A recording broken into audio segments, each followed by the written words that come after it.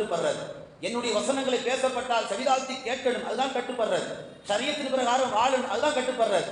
இதெல்லாம் நீங்க கட்டுப்படாட்டா எனக்கு உங்களை ஒரு நொடியில காலி சேர்ந்து பெரிய வேலை இல்லைன்றான் அல்லாஹ். ஒரு நொடி போதும், அந்த ஒரு நொடி கூட வேணான்றான் அல்லாஹ்.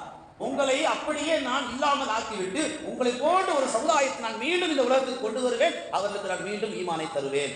நாம என்னமோ ஆஃபர்ல அல்லாஹ்வுக்கு ஈமானை கொடுத்தவங்க நம்ம வாழ்ந்துட்டு இருக்கிறோம். போனா போது அல்லாஹ் அக்பர் என்று அப்படி கிடையாது. அல்லாஹ்வுடைய ஹிதாயத்தில் நம்ம ஈமான்ல இருக்கிறோம். மேலான பெருமக்களே, இந்த உதவிகள் எல்லாம் நாம் எதற்காக செய்ய சொல்கிறோம் என்று சொன்னால், பாதிக்கப்பட்டவர்களுக்கு செய்ய வேண்டிய கட்டாய பொறுப்பும் நமக்கு இருக்கிறது. குர்ஆன்ல அல்லாஹ் சொல்லுவான், யா அய்யுஹல்லதீன ஆமனு, ஓ ஈமான் கொண்டவர்களே, லா துபதிலு ஸதகாத்திக்கும் பில் மன்னி வல் அதா கல்லதி யுன்ஃபிகு மாலு லிஅன்னாசி வலா யுமினு பில்லாஹி வல் யௌமில் ஆகிர். அல்லாஹ் அழகாக சொல்லுவான், ஈமான் கொண்ட மூமின்களே, உங்களுடைய சதகாக்களை நீங்கள் வீணாக்கி விடாதீர்கள், உங்களுடைய தர்மங்களை நீங்கள் அழித்து விடாதீர்கள். எந்த அடிப்படையில்? தர்மம் செஞ்சதற்கு பின்னால் அதை சொல்லி காட்டாதீங்க. கேரளாக்காரன் தண்ணி கொடுன்னு கேட்டேன், கொடுத்தானா?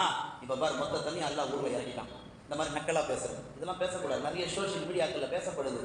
எத்தனை முறை நாம் தண்ணி கேட்டோம், தண்ணி தந்தார்களா தமிழ்நாட்டுக்கு? இன்னைக்கு பாருங்க, இயற்கை அது வேலையை காமிச்சிருச்சு. இதெல்லாம் ரொம்ப பேச்சு, ஈமானுக்கு மீறிய பேச்சு, அகம்பாவ பேச்சு.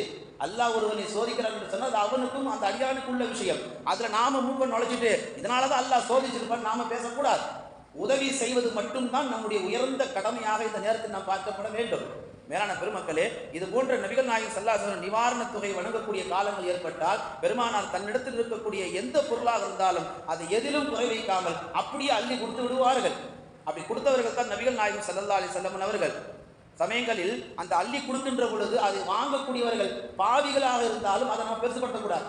நம்ம உழைச்ச காசை போய் ஒரு பாவிக்கு கொடுக்குறோமே, ஒரு குறிகானுக்கு கொடுக்குறோமே, ஒரு விபச்சாரம் பண்றவனுக்கு கொடுக்குறோமே, அநியாயம் பண்றவனுக்கு கொடுக்குறோமே, அதுக்கு நம்ம கொடுக்காம இருந்து அப்படின்னு நம்ம நினைக்கவே கூடாது. கொடுக்கக்கூடிய கட்டாயத்தில் நாம் இருக்கிறோம், கண்டிப்பாக கொடுத்தே ஆக வேண்டும். அவன் எந்த தவறு செய்தாலும் அது அவனுக்கும் அல்லாஹ்வுக்கும்